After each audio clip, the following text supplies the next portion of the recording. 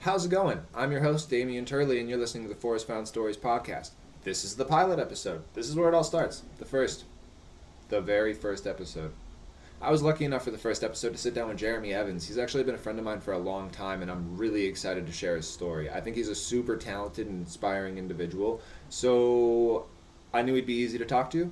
I knew that everybody would be interested, and he's a genuinely likable guy. So who better to help me get out there than somebody so awesome?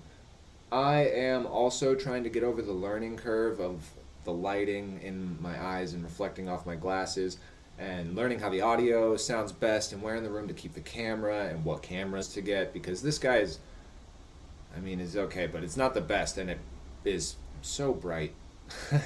So bear with me as we figure out some of the quality issues and stuff like that, but I really hope you guys enjoy today's episode. Or I didn't record it today, but I hope you enjoy the episode that's being released today. It's a good one. So nestle down, get ready, get comfortable, and enjoy Forest Found Stories podcast episode El Numero Uno.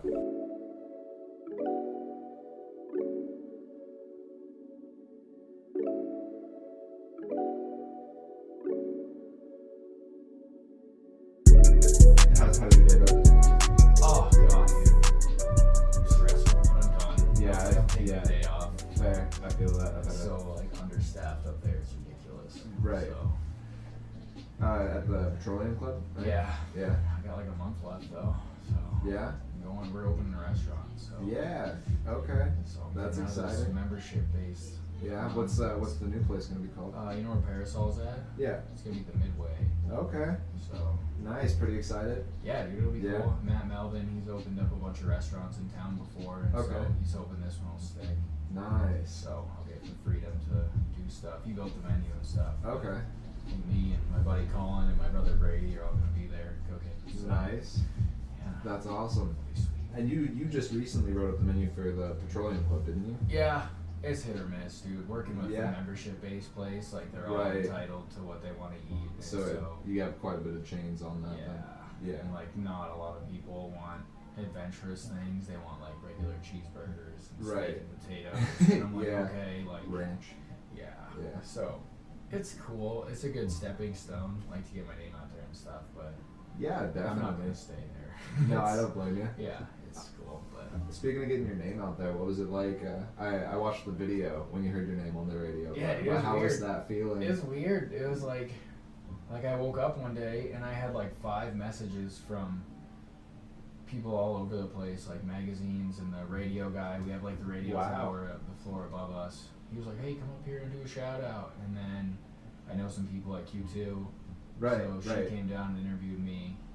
And then the same radio station that I was on, they put out ads. Like we have like a monthly ad thing, so they like, threw my name on it. Right. And I didn't even know about it. I was like driving to Damn. work one morning and I was like, what the hell? I gotta get that next time that's on. That was Yeah. cool. Yeah, that's But awesome. Now my daughter, every time I'm on the radio, she's like, they said Jeremy Evans, that's your real Yeah. name. I'm like, that is, but it's daddy to you. Yeah, She's yeah. like, I know. My kids don't believe me that my name's Damion. It's like, Yeah. they think it's a street name or something. yeah, that's just what the Yeah, that's just what gang the hood calls it. Yeah. That's funny. Speaking of your kids, you got another one on the way. Yeah, dude, it's weird. We were like not trying for a while because like I wanted to chill. We bought a house, we got married, and like I got this job. We did everything like all in like a 2-year span. It was quick. It was impressive. Yeah, no, it was like Big I crowd, moved back yeah. from Missoula from being a bum to like getting my shit together real fast. Yeah. So that was cool. So yeah, we got the ultrasound last week and saw the little tennis ball sized baby jumping around in there. Yeah. So I'm hoping it's a boy. God, I think every guy does. I don't think every want guy another hopes girl. for a We guy. already have like 2 girls that like can't take care of themselves. So now I have to like hope I can get a boy that can do the dishes and take Right. out the garbage. Right. Pick up the poop. I'm hoping that I get like a tomboy out of one of my daughters, but it's not looking like it. Yeah. Is she Yeah. pregnant? No. Oh. No. Okay. I was like, what, you gonna have another We're one? not having any more babies. No. Yeah. Ariel's not designed for it. Yeah. So both were difficult, and Yeah. then after the cesarean with Molly, we got her tubes tied. Oh, nice. Just Cool. it was honestly the safest route to go. Yeah. That's what I'm hoping. Like after this one, if it's a girl, maybe we'll go for a boy again. But like then Yeah. I've got to double down on having another girl and like having 4 girls. See, in my that was house, our so- problem. We considered going for another one to have a boy, Yeah. but I know my luck. Yeah, no, that's how I'm at. Yeah. I'm like, God, it's gonna be a girl. It'd I be just a know sick it. joke. But I don't know. We'll find out in like 2 weeks. I think. I don't know when the wiener shows up. But Right. I was asking the guy while he had it on her belly. I was like, "Is that it?" And he's like, "Nope, that's a foot. That's a foot. That's also a foot." And I'm Right. like, But So I mean, what? How'd you and Amy meet? That was, Tinder, dude. Yeah. Success story. Look I at guess. that. Yeah. Damn. Yeah, Tinder no, can do it. I was swiping away, and then actually we met on Bumble, which was like the one where the girl's supposed to talk first. Oh, okay. That's probably the And same she thing. didn't, so I like hit her with the hey, message me thing, and she deleted me like right away. And I was like, well, what the hell? And then we matched on Tinder like 2 days later, and I was like, hey, are you that girl that ghosted me? And she's like, yeah, hey, what's up? And so we met at Denny's at like 2 a.m. I was at your house like right before I went on our first okay. day. Yeah. Yeah, I do remember. Yeah, so we were chilling yeah. at like 1 a.m. And she's like, yeah, let's go to Denny's. And we went to Denny's, and I was like, she's pretty short. And then we just kept going on dates, and I mean, a kid really speeds it up, dude. Yeah, it does. Like I fell in love with both of them like right away. Yeah, So, that's what happens. yeah. She brought me chapstick and was like, here, Cuddles. And I was like, I don't know why you're calling me Cuddles, but it's the cutest thing ever. Yeah, I that's a guess. good- Whatever. That's a good one. So yeah, it was quick. It moves fast, dude. It does, and now it just gets quicker. Yeah, no, this like 2 months has been like wild. Yeah, Nonstop. I believe like, it. People hit me up for stuff and like planning events. I know. Well, shit, your name's getting out there. Yeah. What got you into food in the first place? I mean, how did this evolve so quickly? I think like Mac Rib, dude. I was working at Mac Rib in the Heights Okay. in high school, like my senior year. I think I cooked before Right. at a couple places, but it wasn't like More like a convenience factor. yeah, of a like job. I needed some money. Yeah. And then I was doing dishes at McKenzie River with my buddy Kyle, and he's like, hey man, come up and make pizzas. Like our pizza guy quit. And so the chef was like, yeah, come make pizzas. And Papa Shane, that's what we call him. He's the chef at Chow Mambo now, has Right. been for a couple of years, but he's been like my Mr. Miyagi Nice. since the pizza days. So Okay. I made pizzas, and then I quit right either before, I think it was like a week before high school ended, because I was going to go be a security guard. Right. And I did that for like 2 years. I got all the way up to the jail and did that for like a year and a half. And I hated every second of it. Yeah, not fun. No. it was- Justice system it isn't. was- Yeah. I don't have the personality for that. Everyone's Yeah. like a bunch of type A's locked in a room together. Yeah. And I was like the only one with a smile on my face most days. So Yeah, you couldn't mess it. I wouldn't see yeah. a jailer being a happy person's. So yeah, I career. left. I moved to Libby for like 6 months. Not even. It was like 3 months. In the middle of nowhere. Yeah. And like pulled myself together Yeah, to good- decide what I good wanted place to to- do. Yeah, just cleared my head, and I came back, and I got a security job at JCPenney because it was all that was on my resume. And I did that for like 2 months, and then got that job at Rio Sabina's. And after being there for 2 months, they're like, "Hey, everyone quit. Do you want to be the kitchen manager?" And I was like, "I guess." Some fate. But yeah, like the same day they asked, the 406 opened. Right. And then Ben was like, "Hey, come work at the 406." And I Yeah. was like, that sounds better than making tacos. It was fun for a Yeah, while dude, too. from there, I think ever since like then, I've been cooking nonstop. So Okay. yeah, aside from that 3-month break I took last year to sell weed. So I mean, yeah. yeah. Yeah, we've that all was- done it. Yeah, every couple of years I gotta take a break and It's a clear good my gig head. until shit goes recreational. Yeah, right. And then yeah, my chef from Walker's hit me up and I was like, hey, they're hiring at the Petroleum Club. You want to get the chef job? And I was Right. like, not really, but I guess I'll throw my name in there. Yeah. And I was the only one like on the hiring pool, so. Was it more of a stress experience or? Yeah, dude, joy? like running a kitchen is like a whole different kind of stress. It's Right. like mental and physical at the same time. When Yeah. you're not like working your ass off, you're like trying to just keep everything together. And so luckily I have a good team of Yeah. boys now, so I'll take them with me when Nice. anywhere else I go. My brother probably won't cook forever. He doesn't want to do it, but he's good at it. So, and then Mac was my right hand man for forever, but he's working at the pot shop now. Yeah. That's his. Nice his, mellow place yeah, to be. That's his job. Max So I seems like a got- good fit there. I got Colin, who's like my good sous chef future type. Yeah.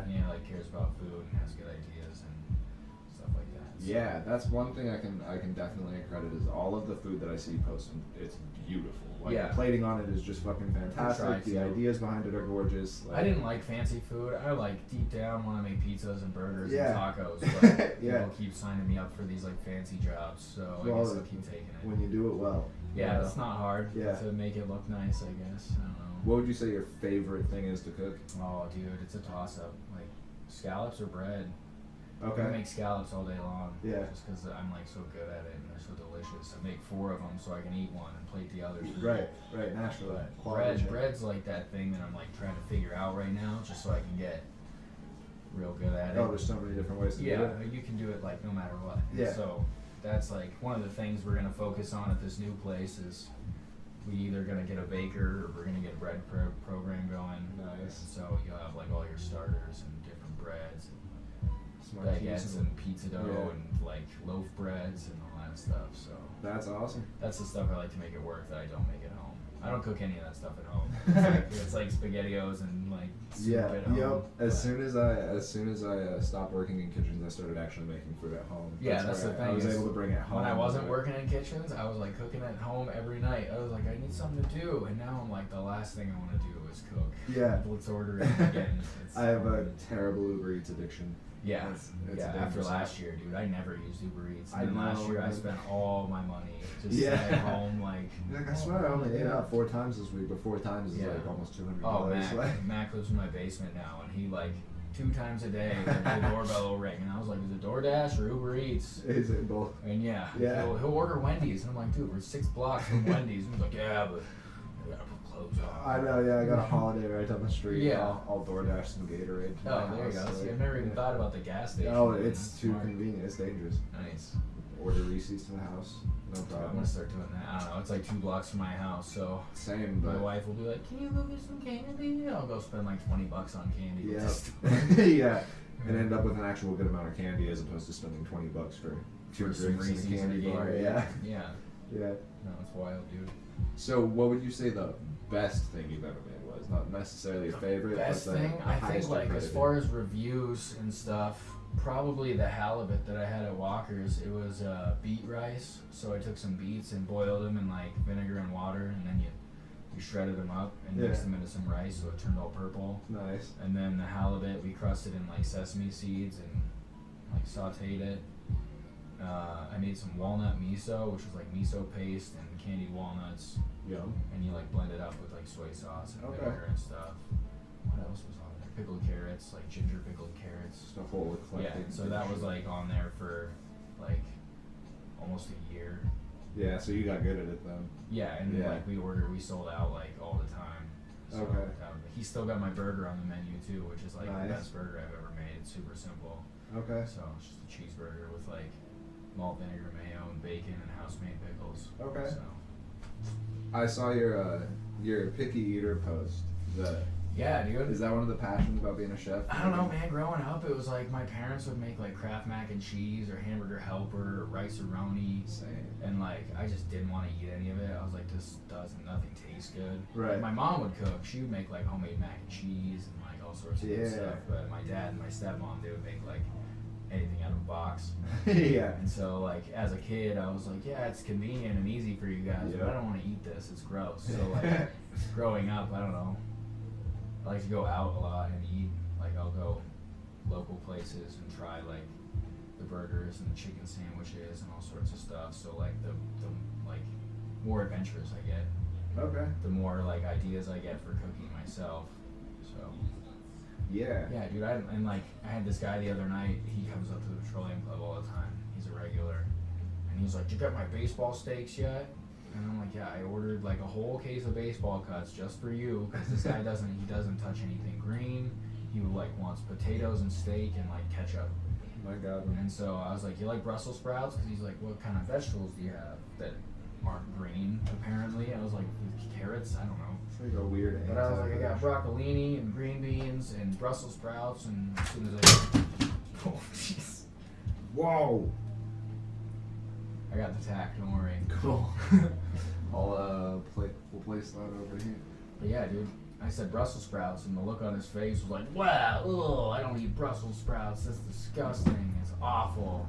And so I was like getting red in the face, mad. I walked back to the kitchen. I threw them in the fryer, and I put them in the bowl and threw some bacon and cheese and like tomato, garlic, aioli on top. And I took them out, and I was like, eat these. And he looks at me, and he's like, ah. And I was like, eat it. I'm not leaving until you take a bite. And he's like, gets his fork and knife, and he's like, oh, those are pretty good. Those are the best Brussels sprouts I've ever had. They don't taste like it. And I was like, yeah, you don't boil them. Like, this isn't a retirement home. You can throw things in the fryer and put bacon on it, and it's delicious. And so, like, that was the day that I posted that. I was like, suck it, dude. Yeah. I can get you to eat anything. I know, you've made me curious about the peanut butter on a cheeseburger. Dude, that's the other one. He was, like, talking trash. I got rid of it. Everyone was ordering it without the peanut butter. So that's like one of the things up there that I can't get away with. Like, the younger crowd will come in and they love it. Like, we get some people up there that are the young, wealthy people. Right. And so they'll try stuff like that, and it's real good. But for like 2 weeks straight, it was like, give me the peanut butter burger without the peanut butter. And I was like, what's the point of it then? Yeah. Like, so I changed it, just a regular cheeseburger with some stuff. Okay. But I had never tried it. That was like, I got up there day one. And he's like, are you going to make a menu? And I was like, yeah, I already got it made. We're going to try a peanut butter burger. And he's like, I've never tried it. I was like, neither have I. We're going to see what happens. And, like, everyone that tried it loved it. It was delicious. It adds, like, a nice little extra creamy. Like a sweet, creamy, salty still. Yeah, like, it adds a bunch of stuff. Yeah, see, I can see it being good. Yeah, it was good. But nobody ordered it, so I was like, whatever. That's the problem up there. It's a lot of trial and error. Like, right. And then I put on, like, regular grilled steak with, like, loaded mashed potatoes and broccoli. And they love it. They eat it up. They order like 20 of them a night. Yeah. And I'm like, God, I hate this. Like, this is not what I want to make. I'm not really a steak guy. I'm not a grill cook. Yeah. I make like burgers and stuff, but I like fish, pasta, pizzas, tacos. Some of the funner stuff to make. Yeah. But that's all hard up there because half of our equipment doesn't work. Right. Or it like will work one day and not the next, and so like I can't rely on my ovens to do a lot of stuff. Right. And we just finally got like good pans for fish and stuff, so I put scallops on there because I was like, we're gonna class it up a little bit. Right, got to. Yeah, and we sold quite a bit of those, and people were like, "Oh, I've never had scallops. These are delicious." And I'm like, "Yeah, so shut up." Yeah. But I know. I think working in the kitchen industry definitely helped me branch out. And then we live in a area that's pretty fucking far behind as far as food culture goes and stuff like that. It's a lot of farmers and ranchers. Yeah, which descendants is weird. of. Yeah. You know, and so I feel like recreational, that's gonna help push us because it brings a lot of people. You know, a lot of people start to flock to the recreational states, which kind of sucks. But on the positive front, we'll get some culture. A lot of culture, and we could use it. Yeah. No, it's weird. We have a lot of like local stuff that a lot of people don't capitalize on, like farmers and ranchers and like local people. Like we had this dinner a couple weeks ago, and this lady was like, I have a bee farm. You want to buy some honey? So I bought a gallon of honey for like $30, and I was like, yeah, bring it to me. I know the farmers market is just one of my favorite places. Yeah, and it sucks that like, you know, Montana's kind of out of commission for like 9 months of the year. Yeah. So, but in the springtime, I've got a lady growing a bunch of heirloom vegetables for me and stuff. I'll probably be gone by then at the other place, but the girl that's taking over is gonna have all this stuff. Yeah, local ready for local produce. So yeah, that's nice. It's kind of hard because you have to balance like ordering from Cisco. You got to spend a certain amount every week. Plus, I'm getting like all my big expensive items like meats and stuff from local ranchers. And they got to charge a little more than Cisco does. And so that's like the mental stress of like, is it worth me like buying this and then like not having budget. 15 different invoices for like different products and stuff. And so like that's one thing, but it usually gets taken care of and it's fine. Yeah. I feel like a lot of people around here appreciate local a lot more too. Yeah, this year it's been like a whole different ball game. Like working at Walker's was nice because a lot of people there appreciate like food culture and stuff, as opposed to like going to Applebee's or something. Right, right. And so that's like where I got a lot of the local culture stuff from, which was nice. But we just had a meeting like a month ago. I think we have another one on Monday. It's like a bunch of local chefs and bartenders and restaurant owners and stuff, and we just get together and talk about like how we can use each other's skills to it's like the Avengers of the exactly. Like I have at the Petroleum Club, we're not really like a lunch and dinner joint. We're never gonna make money off of that just because it's exclusive. but we can hold events and parties and stuff because we have a giant empty ballroom. Yeah. So I have like people come to me like, hey, can we use your space? And you can make food, and we'll make some food, and we'll pair it with like bourbon. We'll do wine dinners. We'll do all this. And so like we've got a couple dinners coming up with different restaurants just coming up there to slap both of our names on stuff. Nice. Like the Blind Bison. I don't know if you've heard of those guys or been to theirs. But it's two bartenders. I've worked with both of them. One at the 406. You remember Brian? He was the GM at the 406 when we opened. Yeah, him and this guy Trevin, who I worked with at Walker's. Okay. And now they're both like super good professional bartenders and bar managers and stuff. But on the side, they do the Blind Bison, which is like a speakeasy pop-up thing. So they go to other like restaurants and bars and stuff, and they kind of do a takeover. That's awesome. And so we had them at the club this weekend, and I think we pushed like probably 800 people through there in 3 days, which, you know, sucks these days, but we had a lot of people up there like really fast, and for like 8 hours every day we were full packed. And so that's the kind of stuff that we can do that's overlooked by the members. I think if we open to the public, we can make a lot of money. We make like 40 grand.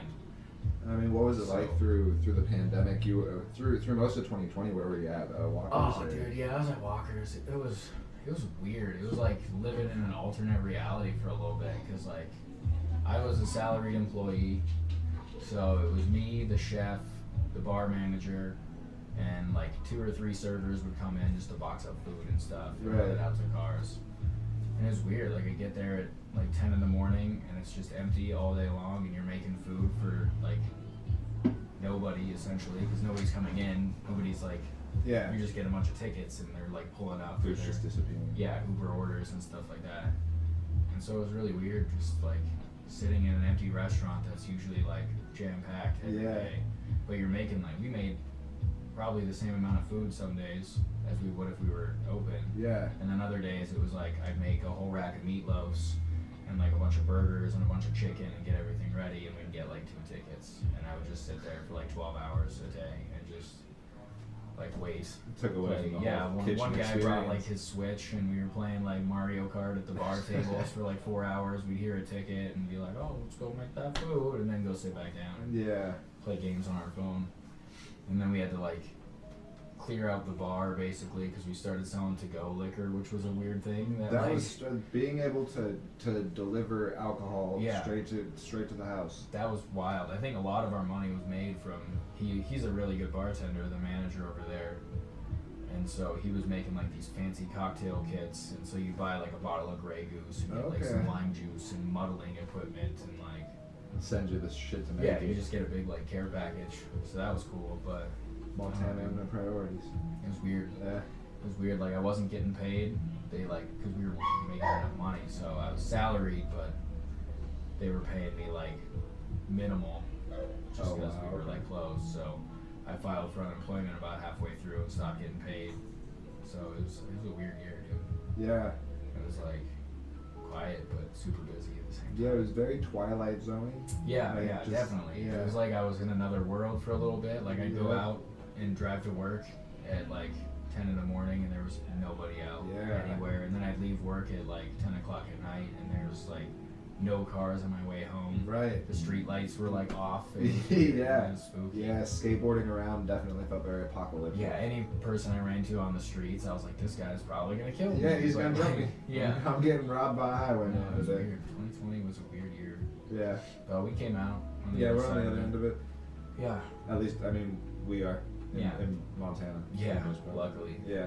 But no, it was weird. We opened right back up, and I think we were at like 50% for like a month or 2, and we were full. We were as full as we could be, so people were still going out. Yeah, people wanted to. Yeah, and we had, of course, a couple anti-maskers and stuff that would like cause big problems in the lobby and stuff, or at the bar. We'd be like, all you have to do is like walk to your table and take it off. I know it doesn't make any sense, but please just like do that, because that's what they want us to do. And they're like, I'm not wearing it, so we'd have to like kick people out. Right. They'd be like, you're never getting my business. And a week later, they'd come in with their masks on. Just like, they get over it. It's the strangest power trip to me. Dude, it's weird. Like, I don't know. I hated wearing masks. They're uncomfortable. Yeah, it's hot. I have a beard and like I got no glasses. chin, so yeah, glasses It's fog awful. up. Yeah, I don't have much of a chin. But I'm not gonna go to Walmart and be the only guy in there without a mask on. So Because you feel like a dick. yeah, I don't want to be an Yeah. asshole. I'll wear it where I need to wear it. And Right. at home, I'm like, cool. I don't have to wear it at home. That was weird. My wife got COVID like in October, I think. Ooh. And so it was like a weird thing because like the kid couldn't go to school, but with the dates and times, the way things worked, it was like, okay, so my wife got it. So 10 days after her exposure, our kid, as long as she didn't have symptoms for 14 days after that time, she could go back to school. So it was like the kid couldn't go back to school for like 3 weeks. She couldn't go back to school or back to work for like 2 weeks. And then I was in like limbo because I was working at a pot farm. And I was like, Right. Mac, it's you and me. We live together and we work at this pot farm Yeah, alone. listen, if together. I'm getting sick, you're getting sick with Yeah, me. so we just kept going to work and like making money going to this pot farm by ourselves all day. And I'd come back home and I had to wear my mask inside because like, it's just weird. Our preschool teacher was like, yeah, make sure you like separate. So I was living in the basement for like a week and a half and my wife was just stuck up in the bedroom for like a week. And she was like, bring me food, and I'd like set it at the door and be like, your food is here, and like go back downstairs. It was weird. Yeah. It was a weird thing. I am a super codependent person. I don't know how I'd handle that. Yeah, no, If I get sick, Ariel's getting sick, and vice versa. yeah, that's basically what we gave in after like a week. It Yeah, was it's like, because okay, it's you're just not. rough. She had no symptoms. She was tired for like 2 days, Yeah. which she's always tired. So Yeah. it was like, okay, I know the symptoms that came around at first were just my general morning symptoms. I feel like that all the time. I'm a little Yeah. toasty. I'm tired. I'm my head slightly hurts. asthmatic. Like, I already can't breathe well, so right when I wake up in the morning, I have every qualifying Oh, dude, symptom. that was like the running joke for like 6 months in the restaurant. Was like anyone would cough and they'd be like, you gotta take the day off. Oh, you gotta take 2 weeks off. Have fun on So it was unemployment. weird. No, there were a couple days where I was like, I'm just gonna tell him I got COVID. I'm Yeah. just gonna tell him I got it. Then I get 2 weeks Right. off, but then I was like, I can't live with that. I'd be at home like, can I go back to work now? Yeah. So, no, it was weird. I think it spooked me at first, because I Mhm. thought it was kind of all a farce, and then Yeah. the town actually went into lockdown, and I was like, oh fuck, how serious Yeah. should I take this? Because there's so much propaganda from all directions Everywhere, on how real yeah. it is. And nobody had like any facts. And nobody knew, and so I took like a week quarantine Yeah. because it's as long as I could last. Yeah. Oh, I can't sit at home It for was like. nope. I have the idea in my head That I could, love it. that I could sit home all day, Couldn't but do then it. I played video games for like 4 hours, and I was like, this has been great, but like, what do I do now? Yeah, I'm now used to what? working 12 hours a day. So. Yeah. With Ariel being a stay-at-home, we've talked about trading before. And after that quarantine experience, I know damn well I couldn't do it. No. I'd end up with cabin fever in like 36 hours. Yeah, no, I was gonna be. That's part of the reason when I left Walker's. I was like, I'm gonna be a stay-at-home dad. My wife's got a real job now. She was managing a store and making like good money. And so I took like a week off between jobs. And I was like, all right. And I changed my mind. I gotta do something. Yeah. This is awful. I worked at that dentist office for a week. And like, I thought what I wanted was to sit at the desk and relax and just. Until you do it. Yeah, and then Yeah. like 2 days in, I was like, all right, what do I do now? And she's like, make some phone calls. And she gave me this like book of just people that have like gone through the dentist in the last like 15 years That don't want to schedule. that don't want an appointment. And I was Yeah. like, hey, you want to come in? Okay. And like 50 of them would just not answer. And so it's like voicemail. I never left the voicemails. I was like, they don't care. Like, Yeah, exactly. whatever. Yeah. So after a week of that was when my wife got COVID, and so I was like, hey, guess what? My wife's like quarantined, so I can't come to work anymore. And then halfway through that, my buddy's like, come to the pot farm, and I was like, perfect, Yeah. we'll do that. Yeah, the hardest transition for me was going from kitchen to smoke shop. Yeah, Because it was such a high energy, chaotic like environment move to all just the time to chill. lull. Yeah. I mean, we have hundreds of people that come through, but the people that we get aren't hangry. Yeah. They're not starving. And they know what they want. They're And- like yeah. there to get something beneficial, not right. to Yeah, like, they're there to cause get a something ruckus. It's to not make like their day better. selling cell phones where they're like, where are all these extra charges come from and fees and Yeah. stuff. That's what my wife does. Every day she comes Oh, home God. like, oh, these people were wondering about this $20 charge from 3 years ago. And they just threw a fit in the store, and I'm like, yeah, I don't do customer service at all. See, that's what I thought too at first, especially because most of my jobs have been kitchen. Yeah. So I was like, I don't work customer service. Mm-hmm. But I realized that you kind of catch people at their worst right when they're coming into a restaurant. They haven't eaten yet. Yeah. You know, or if you and just they're just catch ready somebody, to be pissed off. Like, Yeah. oh, yeah, disappoint me. like in See what Walmart. happens. Well, Yeah. no one's fucking happy in Walmart. No. We all have to go there to get something. Yeah, Nobody like, fucking I'm wants in and to. out. Like, we're gonna follow this Yeah. path, and we're gonna go. You start charting it on your way there, the quickest Yeah. non-relapping path out. God, it's weird. Yeah, and then now I work. You know, we're all almost kind of self-managed. Which Oh is yeah. great. I mean, you work at a shop that's like, here's all the products. Take a look at what you need. Ask Yeah. any questions, and then meet me here when you're ready. Yep. Like, And we all basically own all the products that are in the store, Yeah. so it's really easy to sell. Most of the stuff sells Mhm. itself. Like that's the thing. If people are coming into a shop like that, they you already know, want to buy something. yeah, they're ready to buy something. Yeah. So they're like, what's the best one or the Yeah. cheapest one? And you're like, this or this. Oh man, and if I have one of the devices, like if I have my pen at work with me, Mhm. and someone walks in and they're like, yeah, I'm looking to buy a concentrates device. I'm like, well, I mean, I Like, use this check this one. out, And yeah. I'll get that. They're like, you don't want to know anything about it? You just like, no, if you're using If it. you use it, yeah, it must Yeah. be good, right? Yeah, you work here. You could get any of these. You picked that one. It must be. Yeah, that's the one to go with. Yep. That's funny. Yeah, it's a lot of the time too. I had to take these extra checks to make sure working in that environment you didn't like level with an angry customer when they do come in. Oh yeah. Because in the kitchen, if someone fucking mouths off at you, you just do it back. Yeah. Like you just shit talk. Or yeah, they're just a name on a receipt. Yeah, like, you exactly. piece of shit. Exactly. Yeah. And so then like with that, I immediately became like a mirror. So Mhm. as soon as the way someone comes at me is established, that's the way I go back at them. Yeah, and they're like, wow, he's doing exactly what I'm doing. Yeah. Maybe I'll calm down Yeah, a little bit. yeah. Yeah. And now it's like a visible thing. As soon as there's that little entryway at Mhm. Discontent, you know, the little 5 foot They come like door. marching Yeah, in, you can and you're see like, it. oh, okay. Yeah, you're like, oh, this is gonna be one of those. Mhm. Like, but you know, I think we probably have one upset customer out of 400, 500 Yeah. people, and Because the that's upset not an ones industry are- where people are upset most days. Nope. So Yeah, they don't. There's nothing to be be upset mad about. about. Yeah, Like, you like- don't have my bong in stock. Like, Yeah, yeah, exactly. Let me order it for you. I don't know. The most common thing we get is people come in and be like, "Hey, do you have these pineapple juicy J's?" Oh yeah. Like, no. Oh, you don't sell those now? Like, whoa. We're out. We but still I- sell them. Yeah. They're just not here right now. Yeah. Well, you had them last week. Like, yeah, last week. That was a week And ago. we sold a lot of them. and We're now on they're 24th gone. Street, bud. Like, Yeah. it's a It's fast busy. moving market. Nah, dude, it's weird. So with the recreational thing, I mean, both industries, mine and yours included, are kind of experiencing this Yeah, fluxus. we actually did our Montana's first cannabis dinner last 2 weeks ago. Yeah. So how'd you end up being the cooking all the food for that? So Matt, the GM at the Petroleum Club, he owns a bunch of like side businesses and stuff, but Roots Market Co.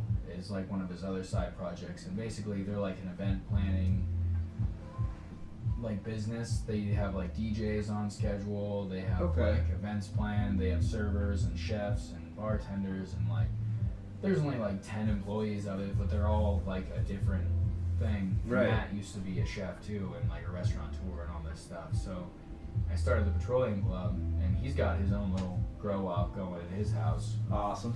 So he supplied like the stuff for it, and he's like super smart with paperwork and stuff. So he was like looking at all the legalities and the laws and stuff, and like, Right. can we like pull this off? And so basically, what we ended up doing was saying, you can buy a ticket for $200 if you're a card holding member, and then you can bring your own stuff.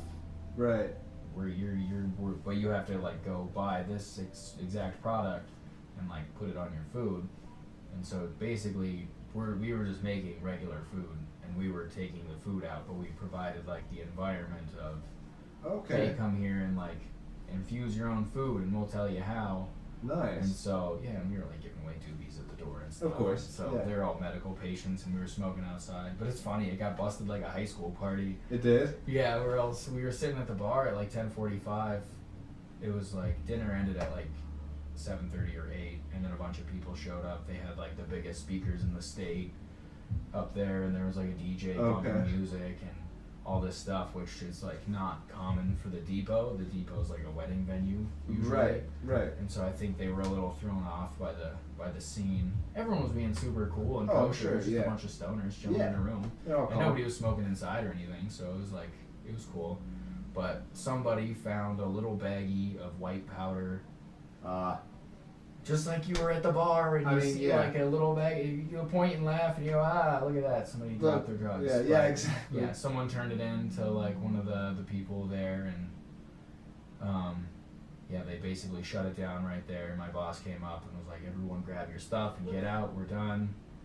We lost it. Someone's bringing coke to the place. So yeah, we thought like the cops were coming, so I like ran to the kitchen and grabbed like this hotel pan and like a bunch of sheet pans, and I was like putting towels and stuff, like, let's go guys, get the door. And then he calls me like afterwards and he's like, oh yeah, no, we're cool, they just said like we can't do it anymore because like they didn't know what was gonna happen. Yeah. And so they shut it down. And it was, I don't know, I feel like that's the best way it could have ended. Yeah. It was literally like being in high school again. It was like, all right, go boys, like get out of here, grab the kitchen stuff. Yeah. But no, the dinner went off really good. I made some like duck breast and sweet potatoes, and it's like one of my throwback dishes that I've done a couple times. It looked real good, that's for sure. I forgot the Brussels sprouts at the kitchen, but nice. I was like, whatever, it's too late, send it out. So we had like 40 people, I think, end up show up for that. So $200 a ticket, 40 people. That made them a lot of money. Plus we had one of the Blind Bison bartenders, Trevin, was slinging drinks to pair with every dish. Nice. And so it was cool, dude. It went as good as it could have gone. And that was the first one in Montana. Awesome. So that's sweet. We got the news there and stuff. That's fantastic. Do you think we'll be seeing more of that kind of stuff? Oh, definitely. They already have a bunch of stuff planned. I think we're gonna try to get into like Hemp Fest and stuff. Nice. These Roots Market guys are really smart with like business and stuff like that, and DJs and festivals. And so basically I'm gonna be the food element guy, and then Matt, who's the GM of it, he's gonna help with food and stuff too. And then we have a guy who kind of networks, and then a list of DJs that can play all this music and stuff. So basically we're just gonna set up wherever we can and that is awesome. Try to keep it up. Of course, like there's like all these bylaws and stuff in place now. Yeah, and they're still writing stuff up. I mean, they have until October. Limit to like 15% THC or something, and like only if you're like a card-carrying member in the last 5 years or something. I don't know what all the things are, but that might complicate things. But I mean, we pulled off one, so right, and there was nothing illegal about it. The city and the state and everyone was like, "Yeah, you're in the clear. There's nothing we can do to stop you." So that's awesome. Unless someone brings a bag of coke to the party, but it must, yeah, must. So Schedule 3 narcotics show up. Yeah. Nah, that was cool though. But yeah, that's awesome. I mean, I know already we've seen like a drastic increase in traffic through Disco. Oh yeah, since the vote passed. I left the pot shop like the end of December, like literally December like 29th. So like 2 days before. 2 days before, and then my buddy Max still works there, and he like came home from work in like January 2nd and was like, God, we are like busy as hell every day, every single day. There's like people coming in like, can I buy weed now? And he's like, do you have a card? And they're like, no, but it's legal. And he's like, not technically. Not yet. Like, you still got a year, but people, it's not that hard to get your card. It's not. It's like you go to the doctor, and the doctor's like, what, do you get headaches? And you're like, yeah. And you're like, perfect, cool. Yeah. So the Key and Peele skit's one of my favorites. Yeah. Oh, dude, it's good. Which you have one's to check that? it out. I've probably seen it back in the day. Goes in to get his med card. The doctor's like, "What am I seeing you for today?" And just immediately he's like, "AIDS." Oh yeah, I got AIDS. Like, do you have anything else? Your back doesn't hurt. I can't give you a card for AIDS. Just slaps him. Yeah. Your face hurt. Yeah. Here's your card. Here you go. Yeah. No, that's literally how it was. Yeah. It was weird though. When I went to get my card, it was like a bunch of shady people in there, like tapping their knees and like smelling all dirty and looking all dirty. And I was like, oh man, I dressed nice because I wanted to like look the part of like being able to get a card. Yeah. And these guys are all like, yeah, I just need like more. And I was like, well, these guys can get it. Like, I guess I can get it. I had my whole like booklet of medical history since I was like 5. So do you gotta so what's the whole process like? You bring all your medical history with you? Yeah, the way I did it was I called them and they're like, yeah, bring your medical history if you can. It's like, it helps immensely, so you don't have to like go through the whole process of like background checks and stuff. And so I went and got all my stuff since like I was 4 or 5 years old, and like I had epilepsy as a kid, and like I got migraines all the way since I was like 10 years old. And so I had all this paperwork, and he was like, "Oh yeah, you still get migraines?" And I was like, "Yep." He was like, "Oh, you're epileptic," and I was like, "I don't get seizures anymore, but like who knows? Maybe this will prevent that also." Yeah. And so he was like, "Perfect, yeah, you're good." Stop it from coming back. Yeah, so it was super easy.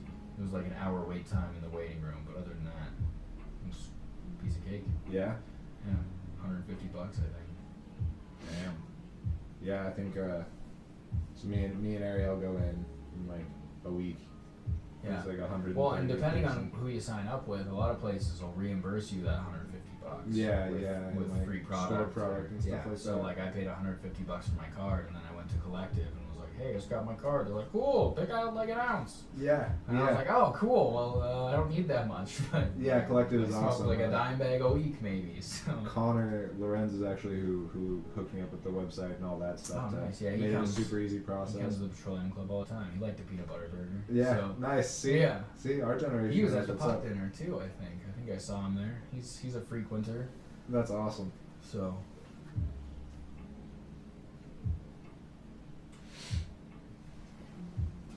Wow. Yeah, when we got the recreational vote and they popped off with that someone was trying to push back on it, I genuinely thought there was a possibility that they might be able to. But Yeah. they didn't. I don't know, They man. got These squashed days, right like away. it's already like there. There's like Yeah. 10 states that have like fully legalized it and made like a shit ton of and money out have of it. proved it's That's the definitely only way thing. to The go. only thing they're doing by delaying it is like delaying the taxpayers or the tax dollars we could get, and like extending the possibility for drug dealers to find alternative jobs. Because Yeah, exactly. that's like basically they're saying, hey, drug dealers, like take your time and find out a real career. 'Cause Yeah. eventually you're gonna be like useless. Yeah, you're not gonna have a market anymore. No, You could become a professional. Yeah, you drug could go work dealer at a that, shop. You know, yeah, like that's why it's so that's funny. nice. And like all the kids I went to high school with that sell weed are like still selling weed. And I'm like, how are you still Yeah. like you're like almost 30 years old? What's and you're still crazy doing is this? apparently you can sell. So like, let's say I grew plants, Yeah, which it's too much. It's not hard, but it's too much work for me right now. yeah. I could sell you like an eighth, Mm-hmm. and that would be completely legal transaction between me and you. Yeah. Now that the vote's passed, but we still can't go to the shops or anything like that. So they basically are like, you can have weed, but you still have to. You got to figure your shit out like a high school kid. I think my mom was one of the first people to jump on that train. My mom's got like chronic pain all over the place, and she was like, I'm just gonna get my provider card. Oh, So wow. she's been growing like pot in Nice. her back room for forever. That is awesome. And so like she provides her own stuff, and like she can't sell it or anything, but she doesn't have to go to the store and buy anything. Yeah, so that's fantastic. that'd be cool. I know a lot of people are doing that now, just like getting a little light set up and some plants and Yep. putting them in the back room. It's like Just letting them do not their that thing. hard. No, Banana yeah. water. I guess banana water is the secret. Hmm. It's got all your potassium and calcium Right. and nitrates and stuff. Helps it out. There you go. I went to college for environmental science and studies all the Oh, way yeah. through, and I killed my bamboo plant. Yeah, see, there you go. You I don't know? know. I got some bonsais growing in my basement that I'm like, I thought, Japan's sunny. It Mhm. probably wants a lot of sunlight, and so I had it in the window, and I found out like no direct sunlight. No direct is the Yeah. way to go. yeah, So yeah, it's hopefully gonna revive up there by the TVs. there you go. Yeah, I'm like, I don't know how much to water something. I'm like, oh, the dirt's dry. I guess water. Water maybe? it, I don't know. Yeah. I've been filling that because the way I see it is bamboo. Bamboo's like all water. It grows in rivers. Yeah. Fuck. It Yeah. should be fine. Just let it drink as much Just as put it it in a wants. fish tank or something. Maybe I should feed it yerba mate. It'd grow fast. There you go, dude. That's Get what it needs. stocks Some going. kombucha or something. Yeah. There's a new kava bar in town. Yeah, I heard about that. I tried Yeah. it once in Missoula. It was weird. It tastes like dirt. Yeah, it does not taste It's great. not good. And the feeling of it is like It was like eating Off-brand like alcohol. if I ate Pop Rocks for 20 minutes. yeah, okay, And yeah. like it got my tongue all fuzzy feeling Yeah. and like made me kind of lightheaded, but like the way I saw it, I was like, when I went the first time, they're like, go try this kava bar. And I was like, what's that? They're like, it's tea that gets you high, basically. yeah. And I was like, cool. And so I like dosed myself a little bit. I was like, I'm gonna try just a little bit of this stuff. And I mixed it in with some water, and I was like, this tastes like straight up like potting soil and Yep. water. Yeah. And then I went back to the place and I was like, that didn't really do anything. He was like, oh yeah, you gotta drink like a lot of it. Yeah. And so I went back and poured like the whole bag in a cup of water and like choked it down. Some slime. And I was like, God, I feel a little loose. Yeah. That's about it. I was expecting to be like, oh, I'm tripping, dude. Right. The way they told it to some me. ayahuasca. Yeah. No, I got like relaxed. My tongue was fuzzy, and I was like, yeah, it's gross. Yeah, never tastes good. They make a kratom tea too, and kratom's like super popular. It's one of our highest sales at What is that? Disco. What is kratom? I've heard about it. So kratom is like a third cousin to the coffee plant, basically. Oh yeah. It's actually been used by humans longer than coffee has, like longer than we've even known about coffee. Nice. Like they used to give it to slaves in Egypt to just make them work harder. I mean, it'd keep you content, but it also it kind of gives you a boost.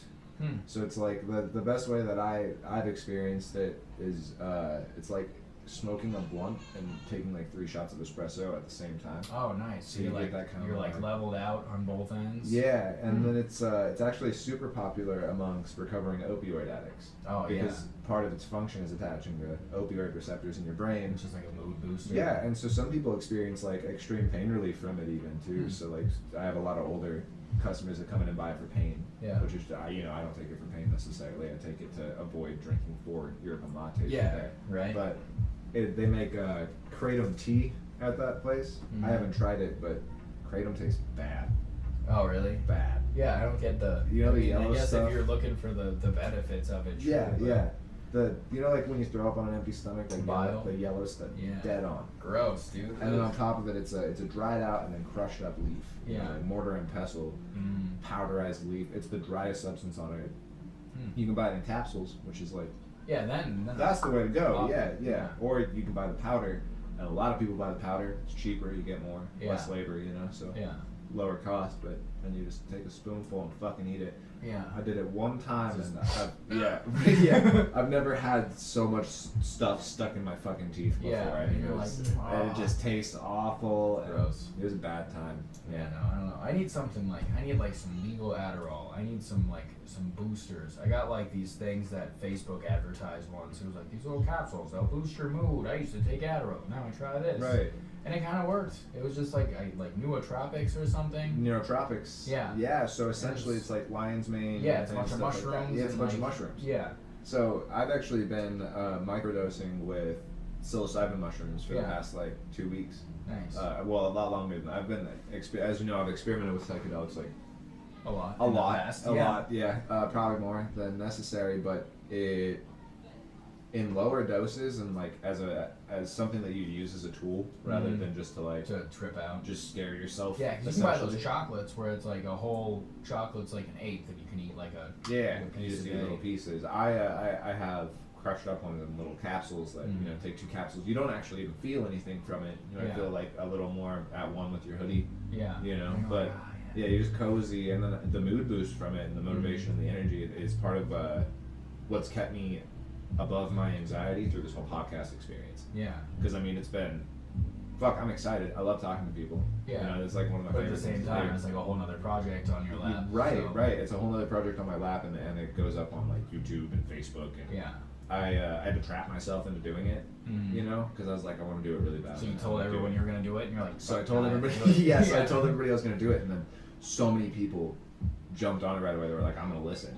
So I was like, I can't get out of this now. God, see, but half of me did it on purpose. Being entertaining. Oh yeah, no, this is great. I think Oh, perfect. Yeah, I'm really excited to watch the studio grow because this is like baseline functional. Yeah, you got a speaker, you got a camera. Yeah, we can get. I have a condenser mic. I have more showing up, and then I have some people that. I'm letting guests decide whether they want to do video or audio. Sadly, except for you because we don't have any other option. Yeah, that's okay. Yeah, but some people don't want to be up on camera and shit like that. So I'm gonna set it up a little more to also do just straight audio recordings, and it'll be really fun. It's nerve-wracking at first, especially like the morning. Yeah, but I feel like once you get like 2 or 3 of them in the books, it's like, all right, I'm just gonna sit down with someone and have a conversation about whatever comes up. Yeah. And boom, done. And once I get the editing thing that's the hard underway, that's a whole fucking. That's what learning like curve. keeps me from doing like comedy YouTube videos and Yeah. stuff like that. So like, speaking of the Jeremy's Kitchen videos, yeah, those dude, are, that's the problem. those like, are great. I'm really good at being funny when like nobody else is around. Like if it's me alone in my house and like I'm a little baked or like a little tipsy, I can kill it. But as soon as someone comes into the room, I'm just It's like, just okay, and like it's me, like looking at my phone and talking. But yeah, no, that's why I stopped doing it. My house is always full of people, and like my work is always full of people, and I can't do it at work. Like I'm like, hey guys, like shut up, I'm gonna like Yeah, I'm gonna do TikTok. this. It's funny during COVID, I did the bread episode at Walker's, and I went in early, and I was like, I got like 4 hours, I can pump these out like pretty quick. And the editing's like I get like just a cheap editing thing and pile all the videos into one and like Right, and squish them together. I don't do any like editing actually. But I was like a whole. I got my logo. I made that logo. Yeah. It's a good start. Mm-hmm. I spent 2 hours on a cheap editing software. That's all you gotta do. Yep, I made that logo, and then I gotta figure out like YouTube's a weird place. Yeah, that's the problem. You have to have like a certain amount of subscribers and views and stuff before, otherwise it's just gonna get lost in the space of And you know, and what sucks is it's the easiest platform to load up onto. yeah. Like it's just so accessible. Mm-hmm. Start posting it on YouTube and then putting the links to the YouTube videos on Facebook. Yeah. That's how I did it with like a couple. I did Jeremy's Kitchen on YouTube for like 4 episodes, and I was like, God, this is just complicated, and like no, everyone's just watching it on Facebook. I'll just put it on Facebook. Like, YouTube's complicated, and there's like all the like legality rights and stuff nowadays. Yeah, Where, there's like, a lot you gotta worry about yeah. on the copyright stuff and whatnot. Yeah. That's why like all the music that's been playing is all non-copyrighted, random like lo-fi beats either. To chill and relax. Yeah, just like. Sadly, I didn't go with that one specifically because I don't know. I think they're actual songs. I'm not wholeheartedly sure how it works. I think that one specific video is so popular now they would notice. Mm-hmm. Chill, lo-fi beats to relax and study to. Yeah, the raccoon's my favorite. Yeah. Just walking. I around remember listening. listening to that at like work one day. I was like, God, I just need some chill, lo-fi beats. this is my eternal state. It's Yeah. just lo-fi beats. Right. That's where it exists. Oh, But I want to get like the multi-camera angle thing is going to be huge.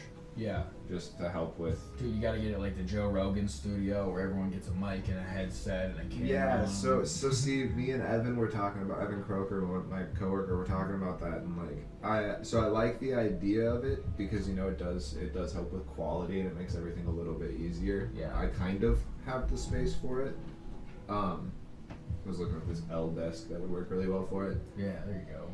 But it also adds this weird formal thing to it, where like I don't want people to get nervous either. Yeah, to be like now it's an interview rather than just like exactly. Instead of just like sitting Hanging on a out. futon hanging out. Yeah, I dig the futon. This is good. This nice soft pillow. Those pillows are magic. I dig it. Yeah, they're great.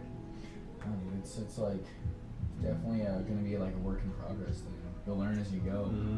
When I did Jeremy's Kitchen the first time, it was like on Snapchat, and you had like 10 seconds back in the day to like. So it and was like cool, segmented. 10 seconds, 10 seconds, 10 seconds, and then they were like, oh, you can hold the button and go for like a minute, and so like they got longer and longer, and eventually I was doing like 10-minute videos. I'm like, God, this is just too much. Yeah. So yeah, I gave that up, but. And I found out there's ways that I could literally do like an audio only Zoom call with somebody and just record that. Yeah. And then I can throw that into GarageBand and put it up as an Edit episode that too. out. Yeah. So there's a lot of ways I can do it. One of the biggest things I want to avoid that I've noticed on YouTube a lot with a lot of streamers or influencers, whatever you're referred to, a YouTuber. Yeah. Is the clips. So they'll say a single sentence and then it's complete. You can see their face move. Like the whole image has been clipped. The video's been clipped there, and then they start their next sentence and then it's clipped. Yeah. And there's some that do it. I mean, every sentence. Mm-hmm. And then there's some that do it, every paragraph or two, which helps with fluidity. There's no keep it moving. there's no. Yeah, see that's my problem is like behind the scenes it's like take after take of like, oh, I just thought of something even funnier, like delete that, do Right. it again. Like I can't do that in front of people. See, and I feel like something gets taken away from a conversation when it's so heavily edited. Yeah. You know, you can tell that there's like so much missing content. When you're taking cuts out of it. Yeah, as much as I hate that those lights fell down, I'm not taking. Yeah, that's quality content. Yeah, it really is. Especially first episode shit. That was right? perfect. Step 1, fix the lights. Yeah, step 1, buy better tax. Yeah. Because that one was awful looking. That's funny though. But and then I want to do some live sessions too. Mm-hmm. You know, have a couple people come in at once, especially once we get better camera angles set up. Oh yeah, see that's a cool thing if you had like one, like two, and then like one up in the ceiling somewhere, like and then if you have like a bad angle of something, you have you like just angles flip to a everywhere. different camera. Yeah.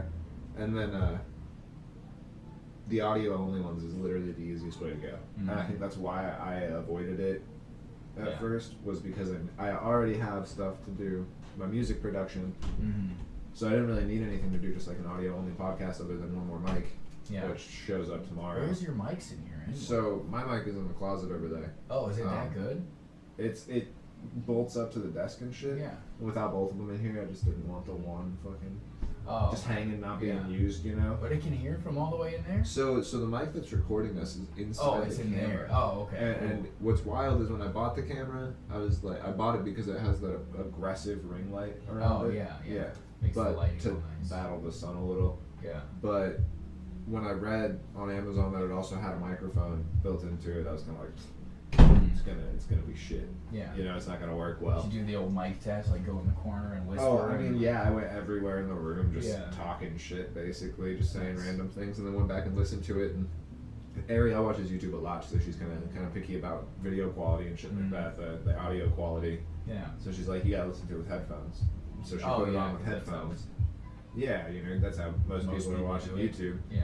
And it actually has this strange surround sound effect that kind of, especially I think the room being as stretched out as it is, Oh yeah. helps with You acoustics. just, like bounce back and forth. Yeah, so it has a really good audio quality, or at That's least a usable audio quality. Dude, Amazon hooks it up. Amazon's a dangerous place. Dude, to I got you know those massage guns? Like I threw my back out last week. It's Kitchen Life. Yeah. And I went to Best Buy because I was like, where am I gonna get one of those? I checked Target and Walmart, and they had like cheap ones, but I wanted that good like gun thing.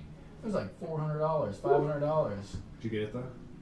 No, I went on Amazon and I was Yeah. like $60 with a $20 off coupon. Like Yeah. hook it up, and it came in the mail today, like 2 days later. And I was like, Perfect. does the same thing, and it was $40. Yeah. Like. I love shopping around. You know, I get that it like helps keep businesses afloat. And Yeah, whatnot, but at the same there's time- something to be said for consistency. Yeah. And I know that And if I anything need something like expensive or and just I off the don't- wall, Yeah. you know. Yeah, I was gonna say I can go some places and not find stuff. Yeah. But like if like there's a local place that I know, I'm like, oh, they'll probably have what I need, and I'll spend $20 extra to get like something cool. Right. But at the same time, if I want like some toys or something on the Probably internet, go in I'm there, like, yeah. I can bundle them together and save $30. Like, Yeah. Yeah. Exactly. Send tomorrow, put it all in one box, done. Yup. I have had to take like the one-click option off my Amazon. The one-click buy, I'm yeah. too Where you're impulsive I for do that. I do the add to cart, and Yeah. I like wait a couple hours. Yeah, and add then I to come cart back and and come I'm like, back do I to it. really need that though? Right. And 90% of the time, I'm like, what the fuck do I need that for? Yeah, Like, why no, do I even pay that was that? really cool like 2 hours ago Yeah. when I wanted to buy an Oculus. But I'm a no, I wiser don't man need now. that. Yeah. All right, the Oculus though. So I saw that at Best Buy the other day when I was looking for those.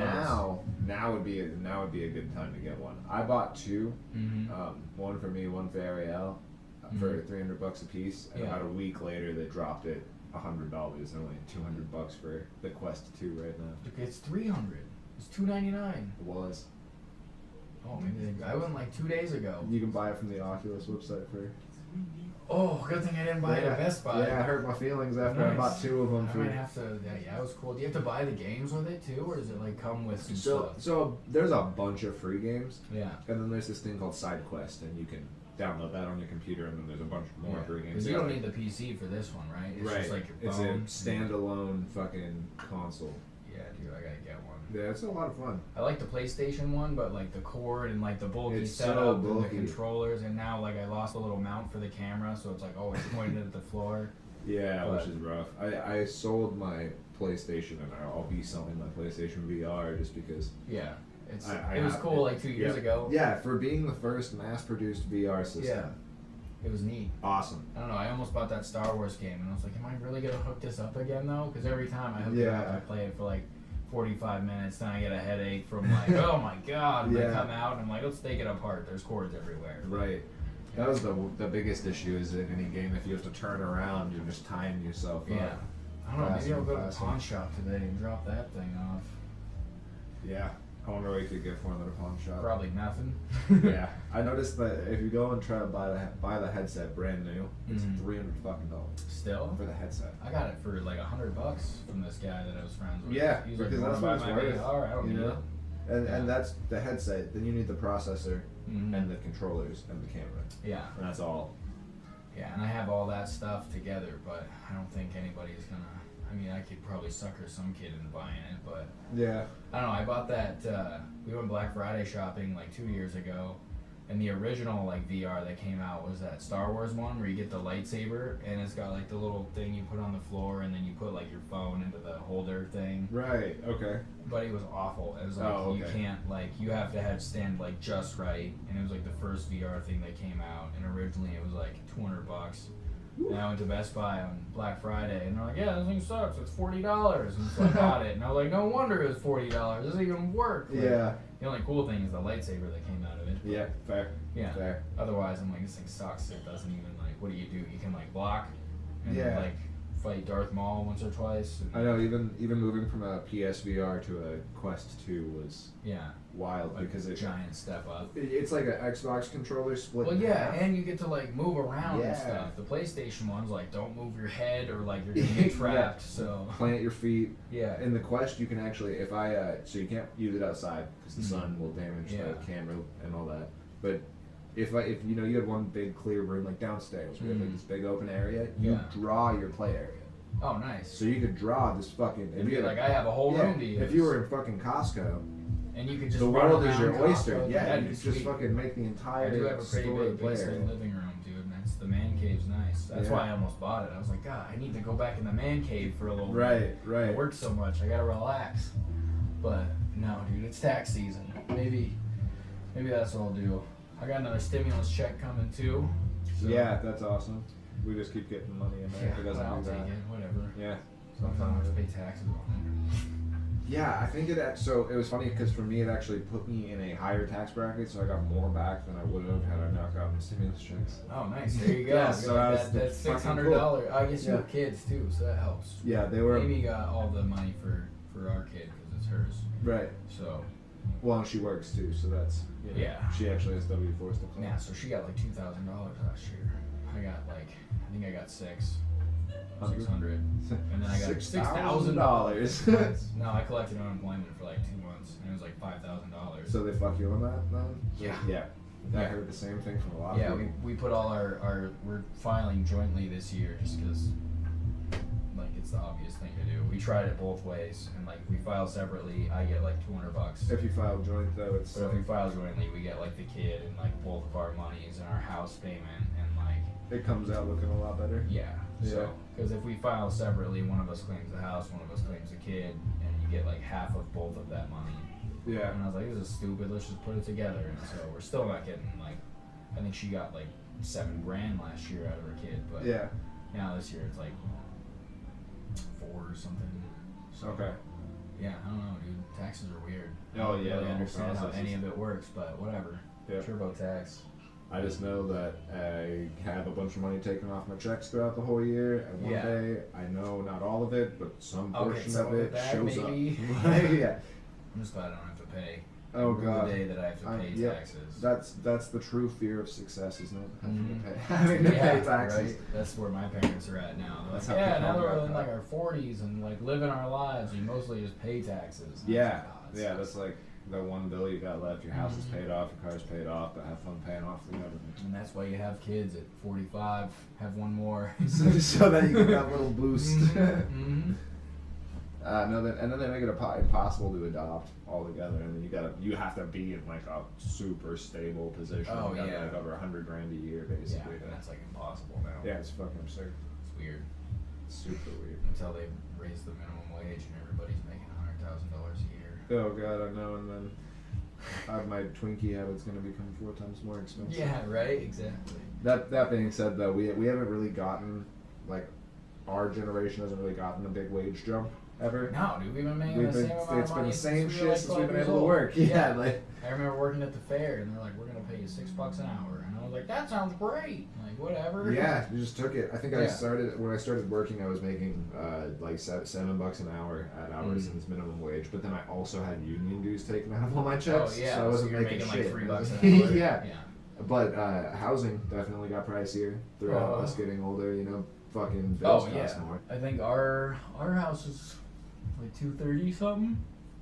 And it's like a regular decent sized house. It's probably a little smaller than this one, but This one's kind of oddly large. yeah, this is a on pretty the big house. inside. Yeah.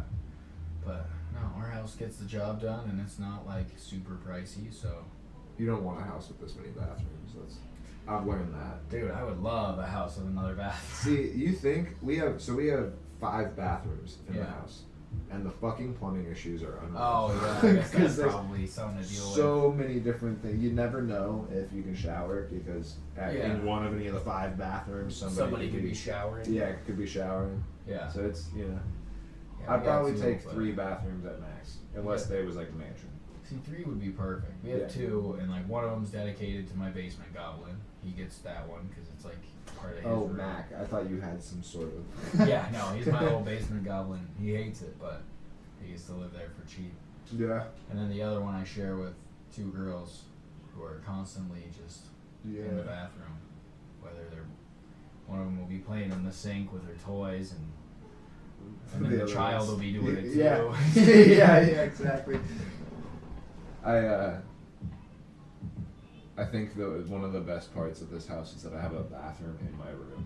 I've never became so spoiled. Yeah. You know, that's nice. I can literally wake up in the middle of the night and take 4 steps from my bed and piss. Yeah, see, that'd be nice. I have to like go through the door, and sometimes there's like a hamper in the hallway. And, like, the lights are off, and at one point we were using a brick to flatten out a rug that we had in the hallway to like keep it stable so the dog would stop moving it till it made its place there. And keep that brick. Yep, my punk ass went to lock the door one night and and then I yelled at Ariel for it like it was her fault. Oh yeah, because she put the brick there, you know. That's her fault. Then.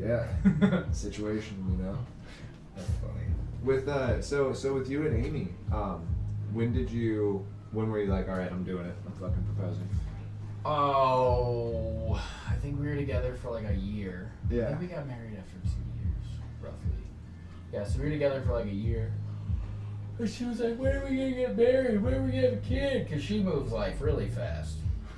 She was like ready for all of it. I was like, let's like relax a little bit. You're quite the catch. So yeah, she's like, I'm locking She's like, it I gotta down. lock this down. Yeah. And then, what was it? It was like December of 2019, so pre-COVID. I don't remember when she just wouldn't leave it alone. She was like, are you gonna propose? Are you gonna propose? Are you gonna propose? So like, I knew she would say yes, and I was like, God, it's like a lot of money for That a ring. helps a lot, too. And so we were at like the mall walking around. She's like, ooh, I want a ring like that. And I was like, yeah, whatever. So the next day I went back and bought it because it was like $1,000, and I was like, I'm not doing the whole 2 months pay or something. Yeah. 2 weeks salary or whatever. I was like, screw that. You're getting like whatever you want. And so I got her this ring, and I was like, God, when am I gonna propose? And then I got the idea like the day before. She was like, let's set up the Christmas tree. And so we set up the Christmas tree, and then we were gonna take a picture in front of the Christmas tree, and I set my phone up, and I was like, all right, say cheese, and then I proposed while I was like recording. Right. So yeah, it worked. Nice. I wasn't gonna do any like have a baseball game, like get everyone involved. I'm have not your about whole that. block learn a choreographed dance. No, it was like real quick. I just decided like, all right, let's do it. And then of course COVID hit. Yeah. Yeah. We had like our wedding planned. It was like $8,000 to get married in Red Lodge. We had like this huge, like house rented out for the wedding party and all this stuff. Where about like in Red Lodge? It was the golf club. I think the Red Lodge golf club. Oh, so like literally like you go into kitty town and then you corner take a from right and you go yeah. up the like at that roundabout. You go right and follow that like highway road, and there's like the golf course. like right over there by where we got married. Yeah. It's so fucking pretty. Yeah, ours was like right before you get, or like right into town, and it was real nice. The golf course was nice. Like, they had all the chairs and, like, all this stuff, and it was going to be perfect. And then COVID hit. And then during COVID, we had to go do, like, our wine tasting and food tasting and stuff. We stayed at this cute little B&B on Main Street, and, like, we're like, this is really cool and all, and, like, all this stuff, but are we really going to get, because they were, like, 150 people was our maximum. And before COVID, she's like, I'm having all my family from Mexico come up here. And you're just she's like, got, oh, like, God. 400 people in her family. And I was like, this is going to be really expensive. And so after COVID, they're like, all right, you can have like 75 people here. And she's like, well, I'm having at least 100. And I was like, no, you're not. Because like these people aren't coming up here now. Yeah. And so Especially I was like, should we states. just cancel this whole thing and like do it at your parents' house?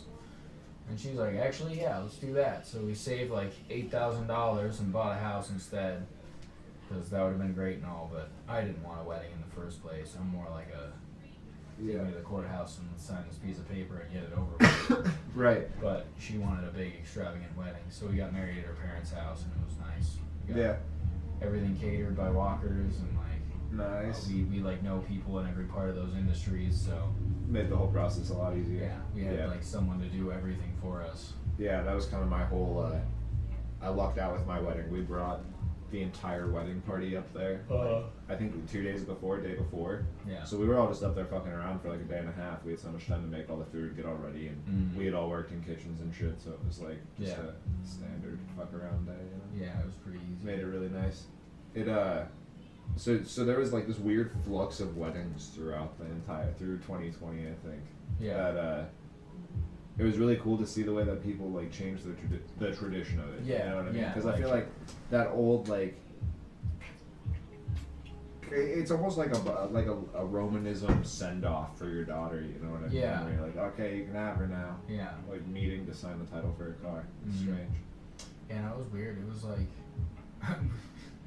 so like the way her parents' front yard is set up, it's like this big long piece and this other like kind of long wide piece, and like there's like the living room window is like huge and you can see down here, and so we're like setting up tables and we set up the tent and she's up there like, move the tables over there, move the tables over there, take down that tent, I hate it. And we're like, just like an 8-hour process. No, the tent is staying. And so like I looked up at the window and I was like, shut up, like this is it's so annoying. And she's like, don't look at me, don't look at me. And so like yeah, she's like, that table's not 6 feet apart, those tables aren't 6 feet apart. Okay. And so I'm out there like, where can we put all these tables that like they can see us up here, but we had like 8 tables and they were just like haphazardly scattered through, like one was almost behind us and like one was all the way over here in the trees, and we had some like underneath the tent.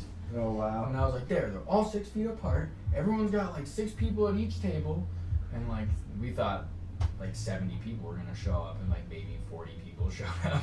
That's kind of nice, so, though, isn't it? Yeah, it was nice for that, but I was like, okay, so we're planning for 100 people. Let's make food for 100 people. Yeah. And so we had all this leftover food and like all these leftover seeds and all this stuff, and it was good, I guess, in hindsight. But yeah, the cleanup afterwards was the. Oh yeah, it was super easy for us. It was like roll up the tables, put all the linens together, and like send them off. That and someone nice. came and picked them up. So We got to a good posse of us got to spend the next extremely hungover and exhausted day. Oh yeah. Trying to clean up and get out of there by 1 in the afternoon. Yeah. No, So I was it like, was rough. I woke up the next day and I was like, let's put these tables up, folded the legs up, stacked them, and then like the company came and picked everything up. Nice. And it was gone like the next day. So it was super nice. And it was all family rather than a bunch of drunk hooligans. Right. So Yeah. we didn't have like a mess to clean up really. Helped. But we did buy like $500 worth of booze. And then the day after the wedding, we had $400 worth of booze left. So Right. we're like just left it in her parents' garage, and I'd be like, I need some White Claws, and I'd go back to her parents' house and grab like 2 more cases. Yeah. Nice. It was handy. That's awesome. Yeah, dude. It was cool. Honeymoon was nice. We took it right away. What'd you do for a honeymoon? My aunt. I guess she's my aunt. I always think she's my cousin because she's like younger, but she's my aunt. But she owns a B&B out on Flathead Lake.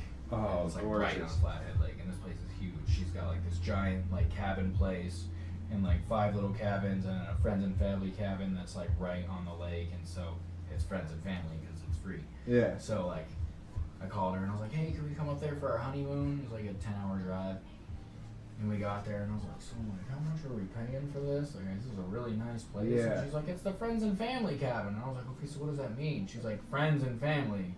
And I was like, oh, cool, nice, good, yeah, good, perfect. good. So like they had kayaks and stuff. We, I think, like solidified our marriage that first day. We went out and took these kayaks to there's like this island where that like $65 million mansion is. Yeah. So we like kayaked out to that island and you're looking at the mansion and it's all cool. And then there's an island next to it where there's like this old abandoned house and you like carve your name into the walls and stuff. But on the way there, what they didn't tell us is like the way the current flows is like pushes against you. And so we're in this kayak and I'm like, you're not rowing hard enough. And she's like, I'm tired. And we're like splashing and it's like raining and like cold. I'm like, yeah, this sucks. And then we get there, I was like, wow, that's a beautiful view. What a fun vacation we had. Yeah. And then on our way back, we're like, wow, this is super easy. And we get back, and she's like, oh yeah, we usually don't tell people before they go out, but the way to get there is way harder. Honestly, it like pushes you back itself. So the way back was super easy and it was chill. But that's awesome. Flathead's beautiful. Yeah, dude, we gotta go there like every year now, so it's real nice. It's pretty. It's a cute little cabin. They made us like fancy breakfast. And nice. I think we went to this play and Big Fork has like a little theater house. Okay. Where there's like a bunch of famous people who got like their start back in the day. Oh wow. So we saw a play there that was pretty good. Went and ate some shitty dinner at this old tavern thing that I thought was a fancy restaurant, but it wasn't. It was just like an old Denny's. Okay. So that's really disappointing. An outdated J&B's. Yeah, pretty much. Yeah. Okay. I was like, oh, this place looks really nice. Get in there, and it's like wood tables and creaky wood chairs, and like they bring you like duck l'orange or something. I got. Yeah. This is pretty boring. This is something. Yeah. Yeah. No, that's cool though. I've definitely gotten, because I you know, some of the best restaurants you find is a little hole in the wall. Mm-hmm. Some of the worst restaurants you find is a little hole in the wall. Yeah. Yes. That's the thing. Goes either way real fast. Yeah. No, I asked everybody. I was like, where should we eat? Where should we eat? They're like, oh, this place, this place, this place. And I didn't take any of their advice. I was like, nah, we're gonna go to this place, the giant, fancy looking. Like, elegant building that's been here since like the 40s or something. It's a historical landmark. It's the only reason it hasn't been torn down. Yeah. Yeah. It was good though. Nice. So what's the future in the kitchen career looking like? Opening this restaurant, or are you one day aiming for your own? I'll have my own someday. Right now, like I said, the Petroleum Club's kind of a way to get my name out there and stuff, which wasn't originally the plan. It's just a lot different than I expected. And then we're gonna open this place, and he wants me to kind of be the chef. He's got the menu all planned out, but I'll be in charge of like specials and menu changes and stuff. Okay. So this will be a good place to like find out what my style is. I don't really have one. I was gonna say, what's like your creative process when you come up with Whatever's in some the of these walk-in foods? that I need to get rid of. Okay. Usually. Yeah. So, yeah, no, working at Walker's was like kind of weird because Nick, the chef, he would order like all sorts of wild, like cool stuff, and I would be like, well, I don't know, what should I order? And so I would get regular things, and he'd get all those wild stuff, and then wouldn't use it. And I'd be like, all right, now I have to figure out how to use like kumquats and like celery root and all this like random stuff. And so yeah, my style's like whatever I can use in the walk-in. Okay. To make something different than normal. But I don't know, man. Like I said, pizza, tacos, burgers. Someday I'll open Between the Buns. Nice. My sandwich/burger place. And with a name like that, that place is gonna pop. Yeah. Or it's gonna fail miserably. But you gotta fail a couple to win a couple. I honestly think most people would eat there just to be like, "What are you eating there?" Between the buns. Between the buns, dude. Yeah. Put it between the. You can put anything between the buns. That's awesome. I don't know, I've had a couple of drunken nights where I just add ideas, because that was like a drunken idea one day. And then every time I get like super wasted and I'm sitting in my basement, I'm like, oh my god, you know, it'd be super good is if I just put like this on a burger, and then I add it to like my list, and then I wake up in the morning, I'm like, what was I thinking? Yeah, that sounds be awful. Terrible, yeah. I'm not gonna put peanut butter on a burger, that's stupid. Yeah. I think that's one of the biggest reasons I'm avoiding a lot of editing is because all the music I make, I normally tell people I don't have any finished songs. Yeah. That's not true. I think I have like 14. I think I have like a good grip of completely finished songs. If I would leave them the fuck Yeah, you just have alone. to stop. Like, yeah. That's where I'm at. Like, every time I build a menu, I'm like, this is perfect. This is perfect. And a day later, I get a complaint. I'm like, all of this sucks. Trash it all. Yep. Get rid of everything. Exactly. I think one day I sat down at my computer to start making a tune, and I added in like a little kick and snare. Yeah.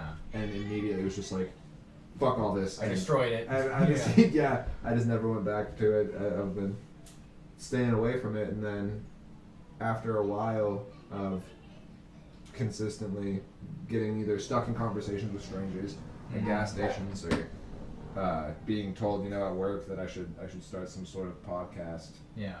Like, that people actually want to listen to other people talk. I think that's one of the weirdest things to me. Yeah, see, I personally don't listen to a whole lot of podcasts. I think I listened to like two or three different ones. But yeah, some people explicitly listen to podcasts. I got into like the murder podcasts once. I was like, oh yeah, tell me stories about like some crazy people. Yeah. That's fun. Yeah. But, I don't know. If I'm sitting to listen to some people talk, I'm like, I need to go to bed or something. That's where it started. It started with watching the Midnight Gospel, and I was like, I really love the dialogue aspect of this show. They're talking about some really awesome shit that you normally don't get to hear. And on top of it, there's this elaborate animation going on in the background that's just like super aesthetically pleasing. But it was the content of the episodes that I was like, oh my god, just these two random people having a conversation actually helped me so much. Just like concepts you never thought about. And even stuff that you think like only you would think about. And then somebody says people talking about it, and you're like, oh, okay, I'm not weird. Perfect. Yeah, exactly. Yeah. And then I feel like all too often, especially throughout like my timeline, there's so many people that hate this city.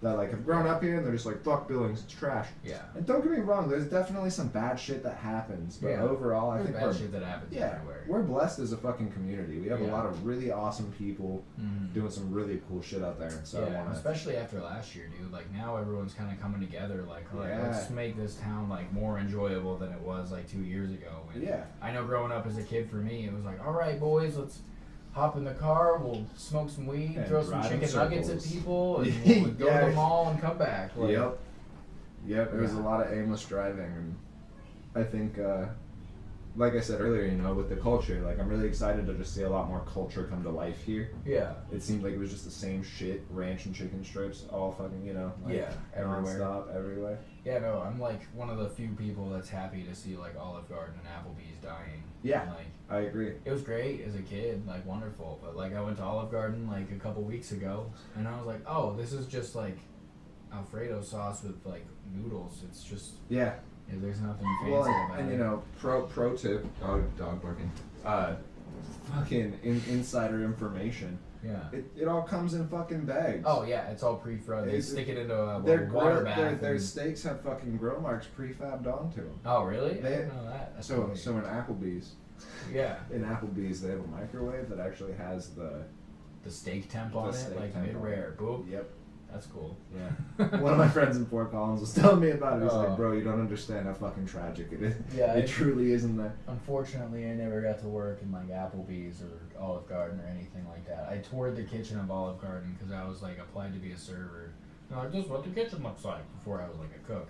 Right. And I was like, wow, that's a lot of microwaves. But me at like 15 was like, oh, cool, you can microwave anything. That's awesome. Yeah. And then you realize it's because if someone eats minestrone in Florida and then comes up here and eats at fucking Olive Garden for whatever reason, it's going to be exactly the same. And if it's not exactly the same, they're going to be upset. Yeah. I don't know. See, like McDonald's, I eat McDonald's like 3 days a week, and that's fine. Like, McDonald's shouldn't go anywhere. That's fast food. Right, that's what I want. It's convenience. Yeah. I feel like McDonald's has actually kind of upped their game as of late. Yeah. I don't know, man. It tastes better. I like fast food. Maybe it's because I'm older now. Yeah. And so I enjoy the... It's also that I recognize, like, I know what I'm getting. Like, I know I'm going to get, like, a cheap burger. Exactly. Consistency. I want to spend $5 and be full. Yep. Not like I don't want to go to Olive Garden and spend $24 on some frozen clams and noodles. Fucking breadsticks. Yeah. I don't know, fuck, I'll eat the breadsticks are fun. I'll eat breadsticks and salad all day. Sodium and butter, man. Yeah. That's where it's at. But, I don't know, man. I hope this town gets some fun stuff to do. There's nothing to do here. Is the problem. Right, and so that's why I'm really looking forward to kind of pulling more stories out of the woodworks, if you will. Yeah. And showing people But somebody's probably got some kind of cool project or idea that just they're needs just struggling with the something. confidence on. Yeah. You know, get it out there. That's what this community likes The to see. axe throwing thing. That was cool for like a year. Yeah. I went a couple times. I hear, you know, I'm constantly told that I should go. I have yet to go. And then, you dig it. As Yeah. a guy who throws knives into fences probably as a kid. Yeah, all the time. Yeah, that's all I did in my mom's backyard. We got a bunch of throwing knives and threw them in the fence. Just tossing them. Yeah. And then we got a rage room.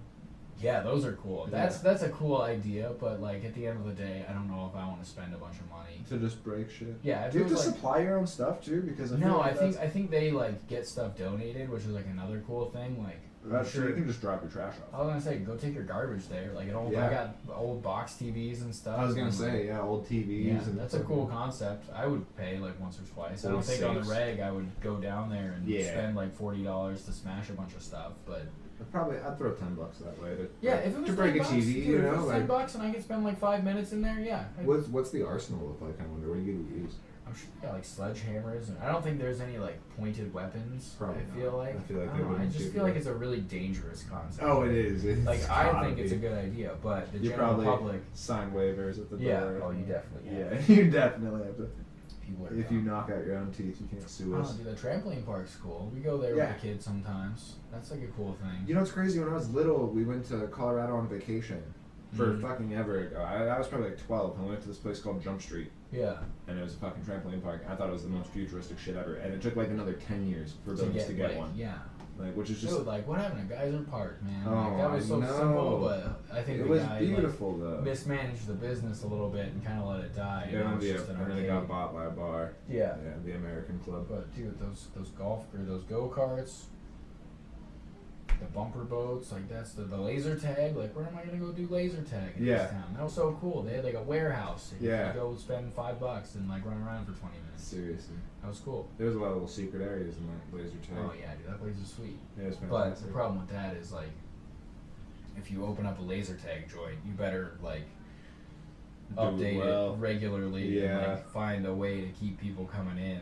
Like, I'm not gonna pay for a membership at if you did like big faux walls, ones that you could just kind of like scoop up and move around. Oh yeah, that'd be fucking perfect. Yeah, you just like change the course every week. Just like the paintball places with their big like bag pillow things. Yeah, just move those around.